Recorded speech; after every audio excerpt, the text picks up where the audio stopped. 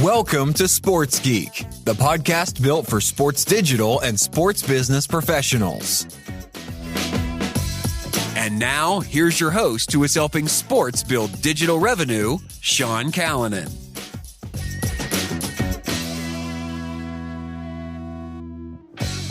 Thanks, DJ Joel. Yes, my name is Sean Callanan, and welcome back to the people who have listened to the podcast previously. It has been a bit of a break. If you're completely new, I haven't done a podcast since April 27. I've done 310 podcasts prior to this one. Normally, I average around 30 to 40, in some cases 50 episodes for the year. This is episode 3 for 2022. It's been a bit of a break. It's been a bit stop-start over the past 18 months for obvious reasons. There's a few things happening in the world, and it was just really hard to lock in people to say, because normally my outreach is, hey, I'd love to talk to you about some of the cool things you've been doing. And the past 18 months, it's been a really challenging time for everyone in the sports industry, whether it's working from home, layoffs and the like. So it sort of made me put things on pause. Normally I get a lot of my podcast guests from my travels and appearing at conferences and talking to people and finding out what new things they're doing. And that sort of stalled as well. So but now that sport is bouncing back, we're seeing crowds return. We're seeing some really cool things being done across the world of sport, across many sports. I wanted to kick things off because I want to have conversations with people doing cool things. Like my guest today, Nilay Shah from the New York Giants. So if you listen to this for the first time, thank you. Thank you for keeping me in your subscriptions, whether they be in Apple Podcasts, Google Podcasts, Spotify, or my favorite Pocket Casts. Thank you very much. If you could leave a review, that would be terrific. But also, you might be watching this on YouTube because I'm actually recording this in a video form. I'm stumbling my way like an awkward baby giraffe into the world of YouTubing with some visual medium. So I'm doing this intro in video form as well. So it'll be available on the Sports Geek YouTube channel. Sports Geek HQ is the short handle that we're able to nab for that. So really looking forward to getting back into the podcasting swing of things. I'll tell you why, and some of the reasons why it is kicked off again, and what we've been doing at Sports Geek after my chat with Nilay, and also I'll tell you why I'm running for the Collingwood board. But I want to get into my chat with Nilay Shah from the New York Giants. I met Nilay at Seat in London at Lord's when we both were speaking on stage there in 2015. So it was good to catch up with all things that he's doing at the New York Giants and discuss how digital has changed in the past 7 years, but even longer that he has been at the Giants. So this is my chat with Nilay Shah from the New York Giants.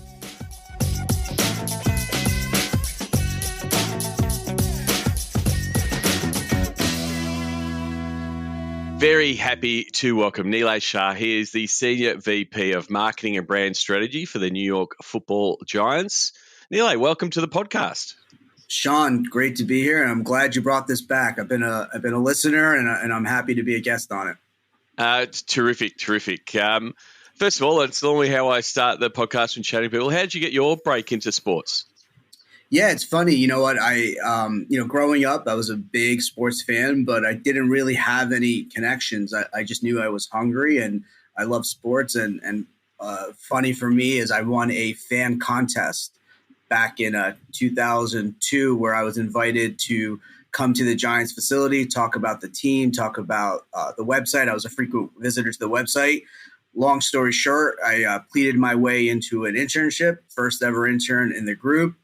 Did that for 3 years unpaid, and I've been here ever since.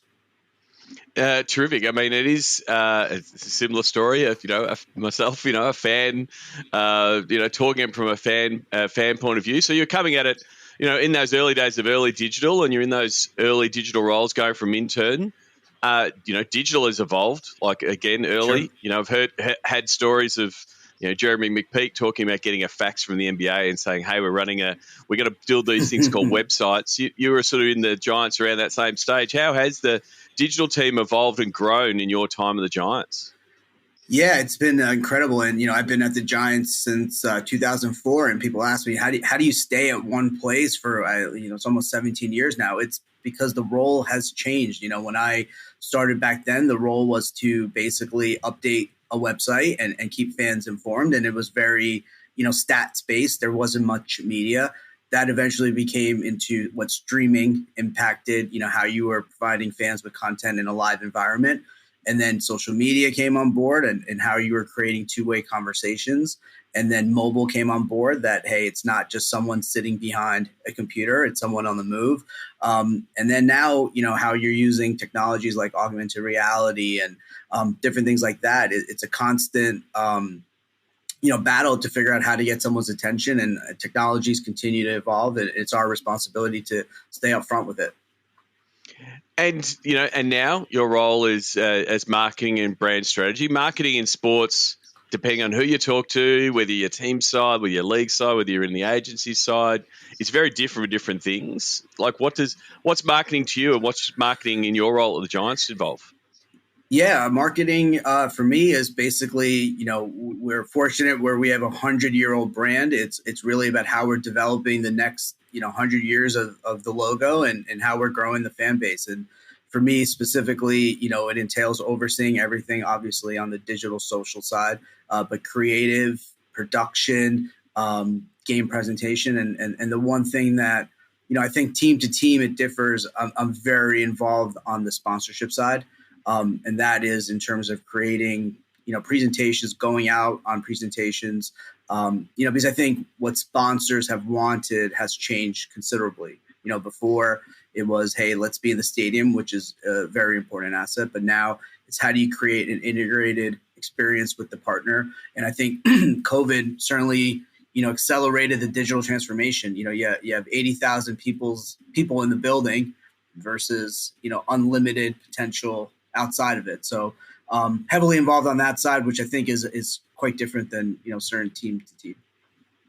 And he's one of those silos that you need to address. Like I joke that I'm a digital divorce counselor, sort of working between the digital teams and the sponsorship teams to get them working together. But a lot of teams are now seeing those sort of two roles sort of ladder up, but also connect and be more collaborative. And I think you're right. You preempted my next question around COVID and how it accelerated it.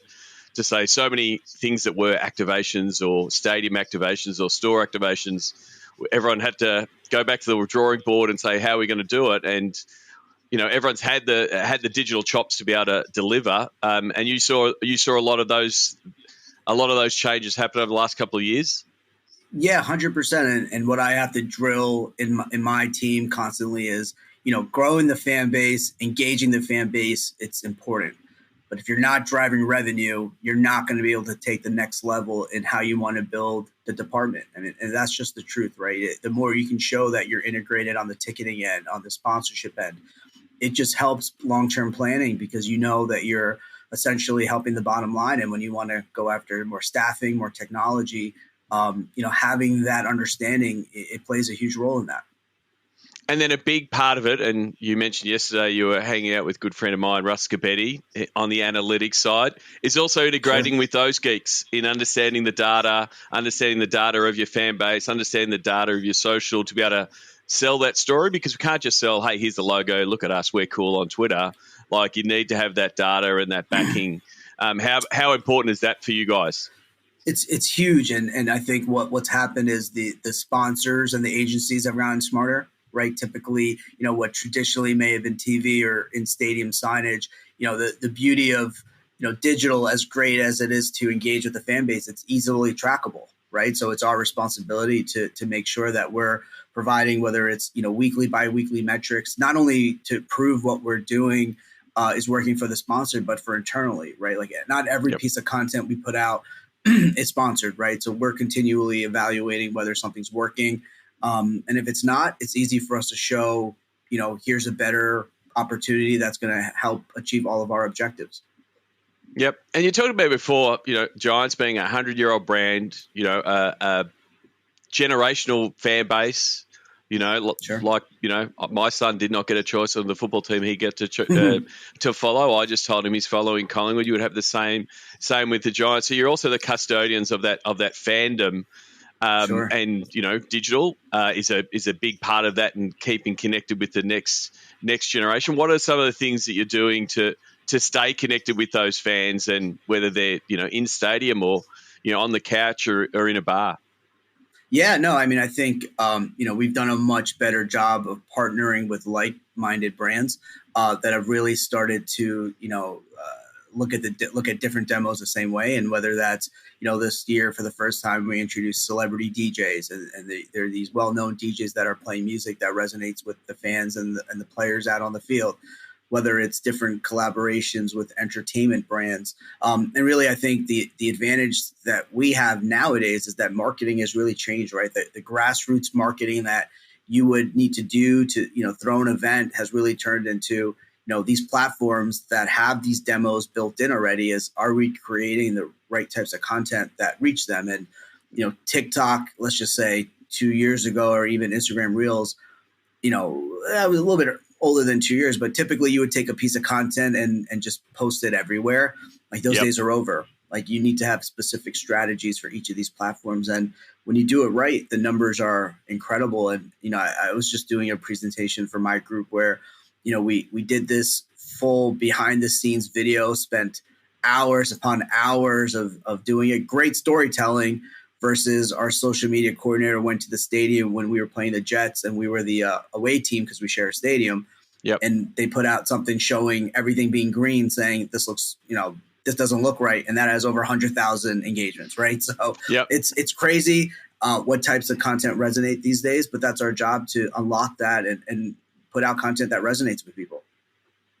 Terrific. Talking about things that resonate, especially with the wide demographic that you've gone through, and everything retro is coming back into fashion. Everyone's trying to look at the new angles, and you're looking at that from a uniform, bringing out some classic uniforms this year. Take us through one, I guess, how that got ideated, where it started, what it's trying to achieve, and then some of the responses from the fans. Yeah, it's funny. You look at the NBA and even MLB, they churn out new uniforms almost seems like every other day, right? Yep. The NFL process is completely different. It takes approximately 2 years of planning before a new uniform can be assigned. And there's only a set number of uniforms you can have. But, for years, our fans have been asking for us to bring back these classic uniforms that we wore from 1980 to 1999. And, we had thought about it, but obviously, again, a 2-year process. But finally, about 2 years ago, we said, you know what, as we approach our 100th anniversary, we're going to put together a 5-year uniform plan to see if we can really strategically, figure out different ways to roll these things out.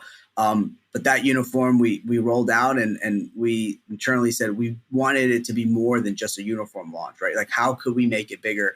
How could we have a fully integrated platform? And that's really what we did. So in addition to the uniforms, we painted the end zones what it looked like from that era. We had a halftime musical performance of artists from that era. Yep. We put the Super Bowl trophies out. So a lot of different integrated activations to really make it feel like you were back during that time period. Terrific. And it does that, nostalgia is the one that is a big seller. We're seeing retailers, food companies, all sort of leaning on that. I think also, COVID doubled down on that as people started binging old shows again. But it does help provide those connections with multiple generations. Your father, your grandfather, your grandmother watched the Giants back in the day, and you might have little memories of it. And so, provides that connection. And then it opens up that whole area of merch and streetwear and, the different looks that people can go, oh, that's a retro, uniform and the logo and those kind of things. Yeah, no, 100%. I mean, the amount of jerseys we sold, which again wasn't the initiative. I mean, the only thing that we changed from the old jersey to this is that we put a neckline slogan that's, once a giant, always a giant, which is the slogan our owner had come up with. And it was a way for us to tie the past with the present. So every player that wears that uniform now realizes they came from legacy. And we won 2 Super Bowls during that era. So there already is that affinity towards those uniforms. And the reaction was tremendous. And it was really a best in class kind of case study for the NFL, just because it wasn't just about the uniform, right? It was everything we did to integrate the older players into the campaign and obviously the current players as well. Terrific. Talking about retro, but also former players, you've had some real great success with Eli Manning and his show. Yeah. And what really I'm interested in is in the fact that it's gone so well on YouTube. It's sort of YouTube is this beast. When we talk social media Yeah. and platforms, it's one of the OGs, and it never really gets. In sports, a lot of teams will have their player that they've got to use on their site, and it's sort of like the Right. second cousin in most from a team point of view. Tell us about one again, getting the Eli Manning show up and running, and some of the success. It's now in its second season. Yeah, sure. So about 2 years ago, post COVID, we had wanted to do it earlier, but when Eli retired, we knew we wanted to bring him back to the organization in some fashion, and really, twofold: one from a business opportunity standpoint, but also from a fan engagement opportunity. And we ideated this story that, listen, we have Eli Manning, who everyone loves. He's got a great personality that not everyone knows. How can we use him in a way to connect with, other celebrities, other influencers, and make it an easier connection for them wanting to come on our platforms, right? So we created the show where he interviews not only celebrity Giants fans and influencers, but he became such a big name. And we got lucky in a way because the Manning cast, which he started at the same time on ESPN, blew up. So his national appeal, while it was high, became even higher just because people didn't know how funny he was. So we did this show, season one. We were fortunate to have guests like Kevin Durant, Kevin Hart, Bill Murray, the cast of The Sopranos, DeSuze and Mero. And the beauty of it is, while we weren't great out on the field, we had something that transcended whether you were a diehard Giants fan, maybe a football fan or not, right? You were interested in these stories, and he's such a likable person that you kind of connected with them. And, that show had 30 million impressions. Some of those shows had 500,000 views, which the best football content that we could ever put out post-win never reaches anything like that. And you said, why YouTube? Because we knew that if we were doing anything long form, the chances of someone watching through let's just say more than 10-minute video was significantly higher on YouTube. So we exclusively put it on there, and we obviously promote it with short clips everywhere else. Yeah, I mean, I think YouTube specifically and video podcasts, podcasts have been around for 10 years, and, I've been doing it for 8 years, but video podcasts really got a real lift over COVID. Yeah. People were doing it, recording like I'm doing now at Riverside, and, two talking heads, which we're now familiar with on ESPN with, people shouting at one another, but like that podcasting form, but then also the sit down ones has exploded, and the amount of people that watch podcasts it has exploded. I mean, you're lucky enough to know Eli as a player and as a football talent, and engaging him when he was playing and doing content when he was playing, to now Eli, the media talent and the ex-player. Right. How's it different? Because when athletes are in the zone and playing, they hit their marks, do their things, do what they're told, but then they come out of their career and what is next? Eli's a talented guy. You sort of said you started to uncover more of his personality. How is he different? Oh yeah, I mean, listen, he's different in the sense that 2 years ago he didn't have a Twitter account. So during his playing days, he was super focused, and that's why he is a 2-time Super Bowl MVP, right? And we had such great success when he was a quarterback here. But I think all along, if you heard some of the stories inside the locker room, he was always a prankster. He would always do things to his teammates. So as we started to kind of peel the onion, we realized there really is that personality that would have the major appeal to someone who wasn't a diehard Giants fan. And like I said, the Manning cast, while we made YouTube and it's a national, international, opportunity, that really was a huge catalyst for us because, people really got to know him on a, non-football related way, and people love him. And we just launched an episode today with Jimmy Fallon as a guest. And Jimmy Fallon and him, there's a great bit where, Eli is basically, taking over as a host on his set, and Jimmy Fallon loved it, right? Like he relates to everybody. And it's been great.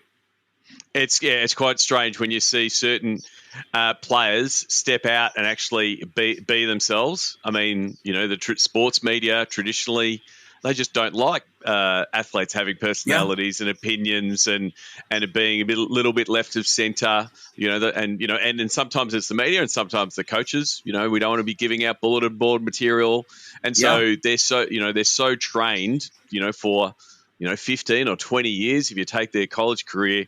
It's quite refreshing to see someone like Eli come out and not sort of follow the same path of, you're going to be the next, quarterback in the booth next to the next to the play-by-play guy, giving the same stuff. The Tony Romos and Troy Aikmans are doing a terrific job, but like occasionally you can get some like Eli that come out and have just a really dry wit, be able to land those jokes, and like the way that he pokes fun at his brother Peyton on those Manning casts. It can really, some of those jokes are really landing. Yeah, and we were strategic about it, right? We didn't want to put him in a position where he had to critique the team, right? He has such equity here that it wouldn't be a right. So no matter if he was great, if he was great you don't want to put him in a situation where he has to think twice about what he may or may want to say. Yeah, and the other thing is that it's the wider appeal. Like the people who start following the Giants or start watching their games because their entry, and that's the thing that YouTube can be an entry for new fans to go, oh, why do you follow the Giants? Oh, I've been listening to Eli Manning, or I watch it every week, or I watched it because I'm a big basketball fan. I saw the Kevin Durant episode and it was really fun, so now I'm watching it. So it's you're always in this fan outreach. How can we secure new fans? And I think Eli's a great ambassador for that. Yeah, and like I said, it's always good when the metrics back it up. Like our YouTube channel has grown 100% since we started that show. And I can guarantee you not every one of those subscribers is a Giants fan. They are strictly there because Eli is interviewing people that they care about, and they could care less whether we win or lose a game on the field. Terrific. Talking about another thing, I want to talk about another collab. I've seen a few teams collab with Marvel, and it's immense library of IP. What was the experience like in doing a collab with Marvel and in integrating the Marvel IP and the Giants IP and getting the fans involved, and again an ability to reach new fans and show something exciting for your fans? Yeah, no, I mean that idea, again, it was in an effort to say, hey, we have this huge brand, but we consider ourselves an entertainment brand. How can we align with like-minded brands? And Marvel was a no-brainer for us. So out of the blue, sent an email out to them, said, hey, we hadn't seen any team really do it to the extent that we'd seen teams do giveaways and things like that, but we really hadn't seen a full, again, going back to integration and a platform. And we reached out to them and we ideated this idea of how about we turn 6 of our players into superheroes into a comic. And they had never done that. Getting our players, it involves the NFL Players Association. So that was obviously a hurdle we had to cross. And we said, hey, listen, why don't we do this thing where we make this comic book, make it extremely exclusive, give it away to our season ticket members, and then have a game day theme where those 6 players are highlighted, or we're having Marvel characters out there, and really create an experience. And, I think you may have seen it, but, they sent us a co-branded helmet, which was our most liked Instagram post in the history of our social media, which I think it's sitting at over 400,000 likes, right? Yep. So the combination of that brand, our brand together, no one, the NFL certainly hadn't seen it, and it was a huge home run for us. And I think the Colts may have done something this year similar to that. But it's a process. You wouldn't think, I had to sit there and go through every single page of a comic book, the amount of revisions, the amount of work it takes to do that. It's the most QA I have ever done in my life, because again, once that goes to print, there's no do-over. So credit to their designers, insane process to make that come to life. But that's why they're great at what they do. Terrific. Like, what I wanted to ask you, like, being at the Giants since the early days, you've seen the rise of some social media platforms, the rise and fall of other ones. So you were there when, Facebook was started, and, Twitter, you started tweeting, and what's the hashtag we should use, and all this. Then what's his Instagram look like? How do you go about now as new platforms are popping up and making that assessment of, should we be on these ones? A couple of years ago, you would have had that discussion around TikTok. I don't know if you're having a discussion of, should we be on Be Real? Is that a thing that we should be on as a team? How do those conversations happen now? Because 10 years ago, they would have been, asking one or two you or a couple of people and you're sort of doing it. Is it a bit of a group think and asking everyone in the team to see what you want to do? Yeah, it's a little bit, and I'm not too sure how the other leagues go about it, but at the NFL, they're very strict on which platforms we can be on. So the process is really the NFL will vet the process, will vet the platforms and then let us know, hey, we can go on. And TikTok's a great example, right? I think we as when I say the NFL, we're probably one of the latter teams to get on there, and you'll see all the teams, on there later. Because they do a great job of vetting, right? So you don't run into a situation where teams, there's no unlimited amount of resources on the team level, as you know, that everyone goes all in on something and then the next day it's gone, right? And that's happened. I mean, we saw it with, Google Plus. It's funny, I look back, Vine and 2011. When we were in the Super Bowl, we did the first ever I think it was called the Super Bowl social media hangout or something like that, right? Yep. And it was all through Google Plus, right? No one had done it, and we thought we were the next greatest thing, and then 3 years later, it's no more. So, the league has put in several policies to make sure that doesn't happen, which is fair. I mean, it limits some of the creativity, like you mentioned. There's a lot of platforms out there right now that we could be leveraging. But again, I think they've done a good job of making sure that if we're going to invest, it's in the right ones.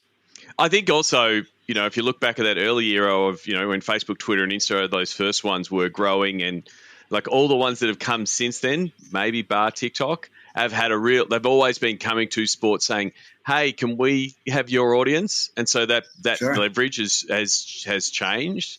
And so sports can be a little bit slower. Decide why we need to be on it. The acceleration of that early time, and because you've now got your own established channels and your own channels. If you've done your data capture right, and still talking to people old-fashioned way via email. So it becomes part of the mix. Yeah, and I think the other piece of it is NFL broadcast rights are so valuable.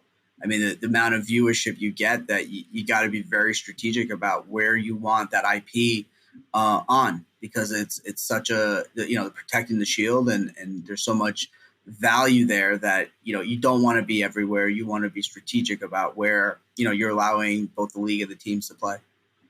Yeah, and I guess the other part of that is, the fact that some of these players with Facebook, YouTube, Twitch, they are now starting to move into the space of rights. And so every other media partner hands over the cash to be able to use vision and those kind of things. So it's, that's where also the league and, the power of the shield is able to hold some leverage over those platforms to say, well, if we are going to be on your platform, what are you going to do for us? Yeah, 100%. And that's why the NFL is as great as it is, right? They're very smart and strategic about what business decisions they make in that front. And what I wanted on a social strategy, and some of the you're seeing more and more of the teams that are leaning into, Twitter is something that I've been on for many years, but it's still a tough platform to keep getting engagement, trying to drive traffic, and more teams are sort of evolving their strategy, sort of leaning in. I'm looking at a tweet here from the Giants with SpongeBob, worst 5-1 team of all time, with just an emoji, which apparently, research says we're not meant to use emojis and GIFs and those kind of things. Leaning into that banter and meme sort of culture that Twitter is becoming more and more. How do you get that one approved? To say, hey, this is something we're going to lean into. From a Giants point of view. Yeah, no, I mean, listen, I think if people were to look at the Giants in general, they assume extremely conservative. And I think we've done a good job of kind of flipping that narrative with some of these programs that we've done over the course of the last few years. And that SpongeBob, it's funny you bring that up. I just sent a report out to my team that, we had 4 of the top 10 most engaged with tweets this past week. And 2 of them were memes. One of them was a in-game related thing, and one of them was a post-game thing. So if you think about it, that is what resonated. And that SpongeBob was the second most, I think I had like 30 or 40,000, engagements. It was, it has nothing to do with on field, but it's a level of creativity where you're marrying, pop culture with, the right type of caption and the right type of moment. And that's what people want, especially on Twitter, right? It's not, that beat out our head coach in the locker room following a win. That's all you need to know. The diehard Giants fan in me, that's 17-year-olds dying for an internship, would have engaged with the football related thing. But if I was the same age now, I would probably engage with the SpongeBob. Right. Yep. So it's a mix of all of that, and they all play an important role. But, again, you don't ever want to do things. And at least our stance is, there's a way to being creative, but also being respectful. And that's a key in it. We're not just going to put something out that, is disrespectful to the team, because it's easy to do that. Yep. But we toe that line. And in terms of approval, we have a major approval process here internally. Our team will come up with stuff. I'll take a look at it. I'll send it to our head of business to make sure that he's on board. Our PR will look at it. And anything that goes out has already been pre-approved, during the week. So that way, if whatever needs to happen happens, we're all aligned, and there are no, there's no guesswork involved. Terrific. And that's the thing. Some people will ask me, what team's doing a great job on all these platforms? And I'm always of the opinion, one, I can do it as from an outsider point of view, but also understanding the internals and also understanding the mindset and where the fan is, right? So it's like, our fans will embrace that. It's it's almost like it's an inside joke with our fans. We actually don't care if no one else gets it, because we want to make sure we engage our fans, and they, previously it was like, let's make sure the fans feel like they're in the locker room. And so, we'll do the locker room shot. So they physically, we're not doing any metaphors here. We're taking a photo inside the locker room so they feel like it. Whereas this SpongeBob post is one that's like, you're an in-joke. We're just having a joke about it. Everyone else is talking shit about us. And look at us. We're having fun with it. And that's why fans sort of really lean into it. And it is and I'm glad you sort of said it. It's not the fact you need all the approval process, but you do need to throw those ideas out to say, hey, what if we do this? It's not just, we've won. Someone's just mocking up, a meme and putting it out. It's like, well, if this happens and this happens and this happens, we will do it. And there's a whole bunch of, we talk about the movie business and things left on the cutting room floor. There's so many ideas left on the cutting room floor in sports and digital. If people knew, here's this graphic, we prepped it, and guess what? It didn't happen. Right. Yeah. No, 100%. If I opened up the drawer of all the ideas that, if only we had won, and listen, for us, we've been laying the groundwork, but let's be honest, we haven't been great on the field record wise. So we've had to sit on a lot of that stuff. So, right now we're 5-1. So it's almost like, sometimes I tell my team, let's step back a little bit, but for them, they've had to hold it in. So, right now, and again, people look at teams, to your point, hey, that team's creative, that team's not creative. A lot of times the creativity is there. It's just that you can't pull the trigger. Right. And I think that's what people need to understand, that, the teams have this stuff prepped all the time. And I think everyone that works in sports has to have some level of creativity anyway. Whether you can pull it off is might be outside of your control. Yep. And then the other part that some teams and some digital teams we work with is just that stakeholder management. So whether it's side by side, like working with your different departments and making sure you're serving all of your masters, ticketing, you got to make sure you get the chiefs in the seats. You're servicing your sponsors, you've got your fan development people. You've got to make sure they're happy. And then you've got to go back up, up the ladder and, talk to C-level execs or higher up, when they say, hey, who is this SpongeBob character? Why is this, right. And so you've got to be able to explain that language and the whys and wherefores behind it. How much of that is your role of keeping all the plates spinning, but keeping in touch with everyone so they know where, what they're seeing? Yeah, no, I think, and I think we hit upon it a little bit earlier, that, digital has really become the central ecosystem or central nervous system of the business operations, right? Because it's the only department that really has a hand in every single facet of the business, whether it's ticketing, sponsorship, even our community relations department. They're great at what they do. We help them promote the great stuff that they're doing, right? So we're involved in everything that kind of goes on. And, I've been very fortunate. Our head of business, who came here about 4 years ago from the Charlotte Hornets, he was the chief operating officer there. Me and him very early on aligned quickly on kind of how we wanted to modernize the brand. And he's been great to work with. And to your point, like, you can't do what you want to do or what you think is right unless you have buy-in from the top, because this isn't some type of, dictatorship, with your team. Everyone has to be aligned. And I've been fortunate that, we see eye to eye on a lot of these things. And there's many times where, even to these examples on the social post, right? We had something lined up for when we had beat the Bears, and he felt it was a little bit too might be taken as over the edge a little bit too far. Yeah, a little bit too far. And we disagreed, but at the end of the day, he has the final call on it, right? So, but we 99 out of 100 times we align, and that's very important. That he wants to be digital first, data driven, customer centric, revenue focused. Those are the 4 pillars that me and him are 1,000% aligned on. And you got to do what's right for the brand. You cannot put your personal opinions over what's right for the team, and that's the way it is on the field, and that's the way it is off the field. But having buy-in from senior leadership, it's impossible to really make an impact unless that happens. And it's really important, I think, you're still doing your weekly reports, you're grabbing your data from different places and saying, here's what we're doing. But then also being able to, and it's really great that now we can do it over the past 2 years, is have that water cooler conversation or give that little snippet. And, I like to say, hey, how can you give your boss or your CEO or your president that little story that they can tell at a barbecue or while they're having a coffee with someone to say why you're doing a great job at your role or what your team is doing. And so even if it is a little explainer of, oh, by the way, we did this with the Eli Manning show and it absolutely rocketed over here and it hit this mark. And it's just a grab that they can grab and go, oh, cool, we are ticking that box. We are hitting that mark that we're meant to. And it's an example, like it's a concrete example, a case study. And again, it's not a matter of prepping it and putting it into a slide and presenting it to a board. It's being able to express that, in your role, but then also teaching your staff to say, hey, if you've done something well,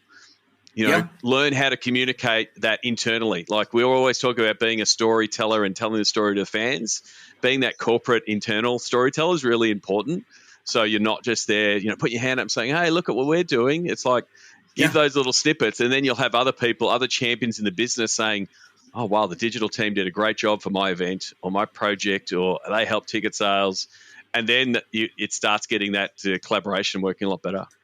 Yeah, and I think I'm the biggest proponent of that type of stuff, because I think ultimately if everyone can see success, can feel like they're a part of it, it makes a world of a difference. And I think what digital and social has done is everyone's a content creator. There is no days of, hey, I went to film school or whatever.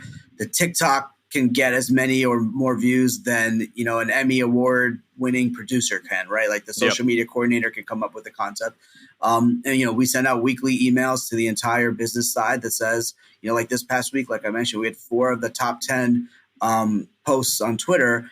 We sent that out to our sales and activation team, and they are able to, take what they need to communicate that out to the sponsor, because everyone's a part of it. One way or the other, they play a role in it. And, I mentioned those creative meetings that we have, and it's not just our social folks, our photographers in there, our video productions in there, PRs in there, CRs in there.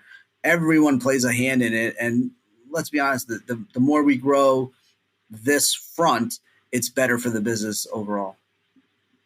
And advice for people. There's still a lot of people that say, hey, I want to get into sports. Sports it's exciting. Like it may be, spoiler alert, there's a lot of hard work and a lot of, non-glamorous parts of the job. It's great working with a massive brand and a team and all the excitement and the highs and lows of the wins of a regular season. What's your advice for young graduates or people wanting to get into the world of sports or the world of sports digital? Yeah. And we talked a little bit about my story growing up, I was completely lucky. I didn't have the LinkedIns to be able to reach out to people. I didn't have the TikToks or the Instagrams to create content myself and create my own portfolio. Like our portfolios was a resume. I think that you need to have a resume, but if you're applying to work in social media, you can go and say, hey, take a look at my TikTok, take a look at my Instagram, right? I can create content and I don't need, thousands of dollars worth of software to prove that I'm a great storyteller. And to me, I always, if people reach out to me on LinkedIn, I do my best to give them an opportunity to set up a few minutes to talk and give career advice, because I didn't have that. I got extremely lucky. I couldn't randomly email somebody or send a LinkedIn message for the opportunity to talk. So take advantage of how technology has certainly, upgraded from, let's just say 15 years ago when I was in a similar position. Yeah, definitely. And I think, and there is the pinnacle, like, hey, I want to work in the NFL, which is, the biggest of the big leagues. But there's so many different leagues and teams, all the way down from a grassroots, to high school, to college. There's so many ways that you can, get your reps in. Test it out. And that's the thing. We are going to see this next generation, completely digital native, social, really innovative social creators, like someone that says, hey, I'm a TikTok producer, like has a complete unique skill set. So I think there's some real opportunities there. I think that we'll see more teams, getting people that are native for the platform, that know how to leverage it. But also there's, if someone says, hey, you want to show your work, it's like there's so many opportunities, whether it's in a volunteer capacity, supporting a grassroots or a high school. There's a lot of other sports where when you look at the generations, like, not everyone is like yourself, interning and being at NFL for a long time. They've bounced from different roles in different sports and been able to level up. So there's definitely opportunities there, but it's really, if you're going to be in that digital space, it's get on the tools and play around with it and see what people are doing. And it's easy to get noticed. Back then I was just one of many fish, and here, if you do good stuff, there is that opportunity that you can instantly turn viral and turn it into a career. So if you're not making it, you got no chance, right? So you got to go out there. If that's what you want to do, you got to create network. And then again, like we talked, it's also luck. You got to be right place, right time. And fortunately for me, I that happened for me, but you got to keep your head down and just go to work. Terrific. Nilay, really appreciate it. I want to finish off with the Sports Geek closing five. Do you remember the first sports event you ever attended? First sports event, I think I was a diehard Chicago Bulls fan growing up, and my dad surprised me with, I want to say 1998, 99 Bulls and Nets tickets when the Nets were here back in New Jersey. So, yeah, I think that was the first game that I ever went to. So to see Michael Jordan for the first game. Yeah, I think Jordan was there, so it must have been 97 because I think he left the Bulls in 96 or 97, right? So it was when Michael Jordan was there. But yeah, I saw Michael Jordan in person, and I think the Nets back then had like Kerry Kittles and a few other stars that were on the verge. But very fortunate that my dad did that for me. Terrific. You probably might need to go back and pause Last Dance to see if you're in the crowd. Exactly. Terrific movie. You've been to a lot of sports games at Giant Stadium and MetLife.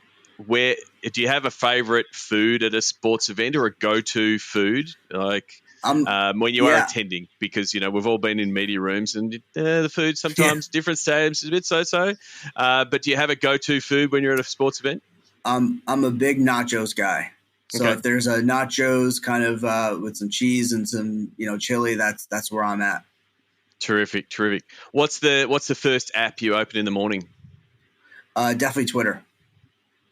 Yeah, that is where I get all of the news that I got two young ones at home, so I'm probably snoring by 10 o'clock that I miss everything that happened. First thing when I'm up, that's usually what I check. Terrific. And is there someone, it might be a colleague, it might be someone you've worked with previously, that the listeners should be following, and why? Yeah, I mean, I think I'm big into sports business as much as I am content on the marketing side. I think, Joe Pompliano, the way he kind of merges, business stories with sports. I think I think the people that do threads on Twitter that do it the right way, it's like reading a book. It's really succinct and I love that. I think he's a great follow. Terrific, yeah, definitely, and yeah, you're right. The art of the weave of the 10 or 15 tweets, I've got to keep going, which is quite funny. Starting off as a micro blogging platform, and effectively now people are writing full blogs. It's quite funny. Last one, is what social media platform is your MVP? And so you can ask this. I can answer this from a personal point of view. What's your go-to social media platform? But then also, what's the MVP from a Giants point of view? Yeah, I think both would be Instagram. I mean, the numbers that we pull on Instagram on a post. I mean, we had this past game, we had 4 posts that did over 100,000, likes, which is, I think probably close to 150,000 now. That's a huge number for us. And I think the engagement there is unlike any other platform. And as we look to, how we're driving revenue, that's typically where we'll kind of feed our sponsorship group, just because the numbers are great. And I think, from a personal standpoint, Instagram is where I keep up with my friends. That's where I'm seeing what they're up to. So definitely Instagram from a personal standpoint. Terrific. I think over the last, even though I haven't done as many podcasts the last 12 months, Instagram is, over the last couple of years, has always been, front and center from most of the brand's point of view. I mean, it does have the luxury of effectively being 4 or 5 different products smashed into one. So, Instagram is different for different people. Like, are you talking about the feed, which performs well, or are you talking about Reels, which are getting a massive boost at the minute if you put anything out? Right. And so we are sort of still chasing that engagement and reach game, but it's still growing. And it's still, and fans are engaging multiple products, whether it's I am making sure I'm following the stories for all the slices and the call outs, and even driving some traffic, and then seeing Reels just going from strength to strength. As Instagram has been doing, stealing bits of its product from other products. I guess it does make it easier. Back to my earlier question of do you go on a new platform, or you just wait for Instagram to integrate that platform into their platform, which is pretty much what they've done with a couple of different products. They've found the magic formula. And listen, the teams will continue to play in their sandbox because, the numbers, you can't match it anywhere else. So they've cracked the code. Terrific. Nilay, where is the best place if people were to reach out and said, hey, I've listened to the podcast, really appreciate it. What's the best place on the internet that they can find you? Yeah, I think LinkedIn would be the best. I do have a Twitter, but I'm a very rare. I have this fear that, up until maybe like 5 years ago, I had the Giants accounts on my phone, and there'd be like a mix up. So I never even had a Twitter. I got off having the Giants on my phone and let my staff handle that. But I'm so private on Twitter just because, you can get yourself in trouble there. But LinkedIn would definitely be the spot to get in touch with me. Terrific. I will put a link to your LinkedIn in the show notes. If you listen to the podcast and you see this post on LinkedIn, please give Nilay a shout out. Tell him that you listen to the podcast. If you're going to reach out to him, tell him that you listen to the podcast. It makes it easy for Nilay to filter through all the messages that he gets. Nilay, thank you very much. I think the last time we were on stage together, or at least I was stayed adjacent, was Seat 2015 at Lord's London. In London, which was terrific, and we were talking about the same. You were talking about the same stuff, fan engagement and digital. It keeps evolving. So hopefully, I'll be back in your part of the world sometime soon, and we can catch up. But all the best for the rest of the season if I don't see you before then. And thanks for coming on. Perfect. And like I said in the intro, excited that you're back doing this. And I think it really helps the next generation being able to hear from people that are really in it. So awesome to have you doing this again. And I'll be sure to be listening in. Why not book a Pick My Brain session with Sean Callanan? Go to sportsgeekhq.com/pickmybrain.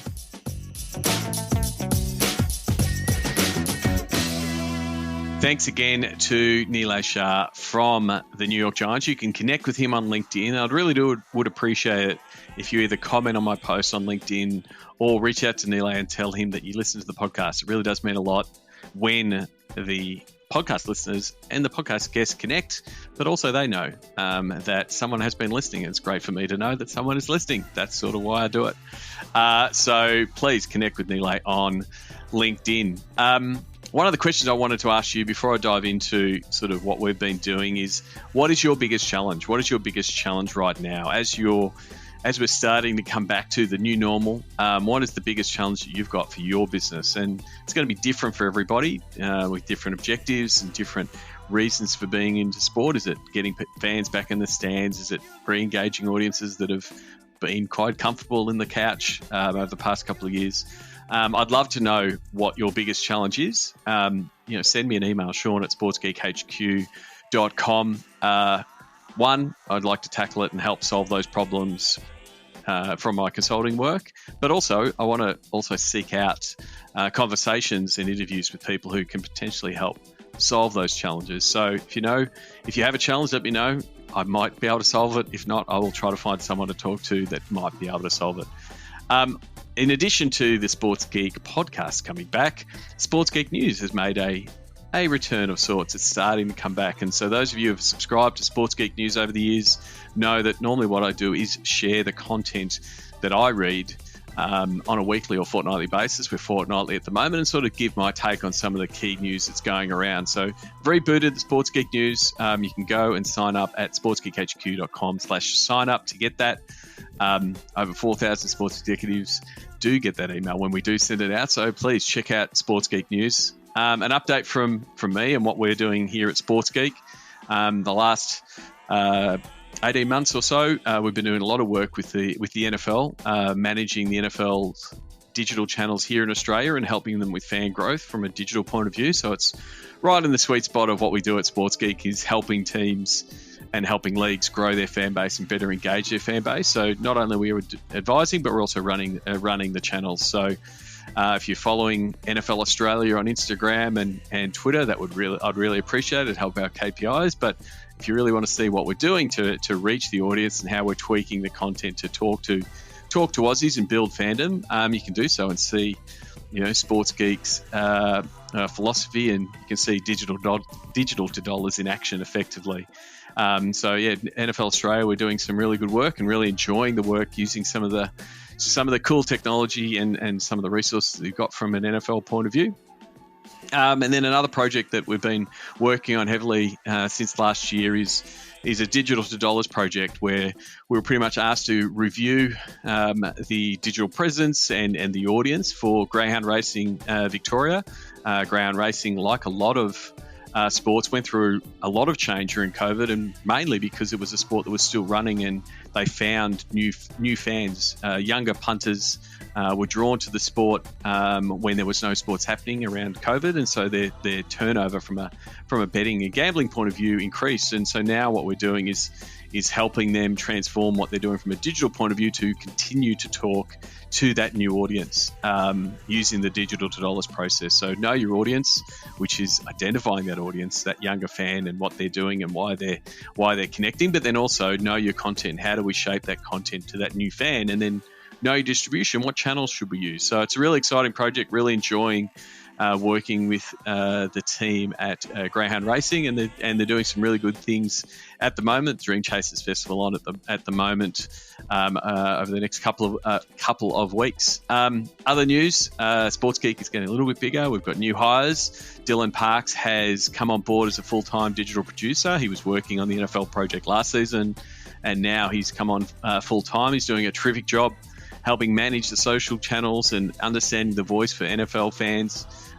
Really, like a lot of you, I'm assuming, leaning into reels and understanding how they work, and having a few just luckily pop off. Again, I don't give him the brief to produce a viral video, but it's about giving him the tools to realize the timing and the opportunity and what might hit the mark. And thankfully, he has hit the mark on a few. I'm trying to think for an NFL analogy. It's sort of like a Hail Mary, but it's not really a Hail Mary, because it's really runs after the catch. That's what it is. He's shooting off that pass to the wide receiver, and then occasionally he gets a big gain for a touchdown. So yeah, trying to get my analogies right, but Dylan's doing a great job. And then also, one of the reasons you are listening to the podcast, and the podcast is back, is Jane Lorenzo, who's come on board as podcast producer. So she's helping me both research and identify podcast guests and helping with the podcast production workflow. So with Jane's help, it's the reason that we've got the interview that we did with Nilay, but then also we've got a few other interviews lined up.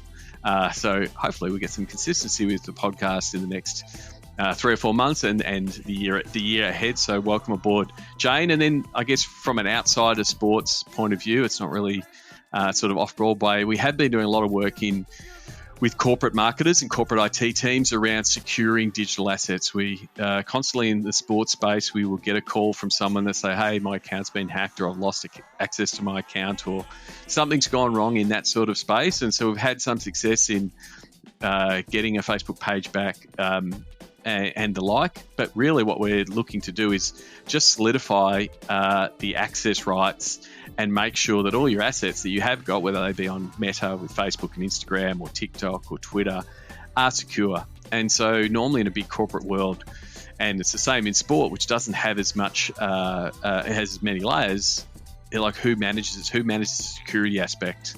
And sometimes it's left with digital and the IT team don't secure it. And then the fact that Meta keeps changing on a regular basis, it does make it actually hard to go, what should our digital asset footprint look like? So we've been doing a lot of security reviews and recommendations and some cleanup work, whether it be, hey, we've had a problem, we've had a hack and we've got issues, or we want to be preventative, which is the best way. We want to prevent this type of thing happening in securing those assets. So please reach out if that's something that is of interest to you. We've done some of that work in the sport, but yeah, the bigger corporates are realizing, hey, what would happen if we lose our Facebook page or we lose our Instagram page? It's a really massive marketing channel. So that has been, some of the work in the last 18 months. We've done a lot of sort of off Broadway, off the sports scene, but it's something that's still very relevant to the world of sport. So if you run a league and you're not quite sure where all your digital assets are, or you've had problems with two-factor authentication and making sure people have the right access, please drop us a line, Sean at sportsgeekhq.com. And then also, as I mentioned before my interview, I am running for the Collingwood board. For those of you who know, I ran for the Collingwood board last year. I was unsuccessful in my attempt, but I am not perturbed. I'm going to put my hand up again. I strongly believe there should be more digital representation and knowledge at board level. I've presented to enough boards and helped present business cases for increased budgets and increased investment into the world of digital, because it is a massive opportunity from a fan growth and a fan engagement point of view. And so I think as we start seeing more senior executives and people with digital knowledge on boards, I think we'll start seeing some real big transformation in what digital departments can do and what gets greenlit. So it's one of the reasons I'm running. I'm not there to reimagine the list or give advice to the coach. I'm very much, as a board member, understand that it's around governance and providing strategic high-level advice. And I think potentially giving the board some understanding of what both the members are feeling, as I have been one for many years of my life, the last 20 years a social club member, but also understanding how the fan experience is, what did the stadium experience look like, and also what it compares from worldwide point of view and what world best practices look like. So if you know someone that is a Collingwood member, one of the things I'm very proud of, last year I lobbied hard and campaigned hard for actually more people to be able to vote.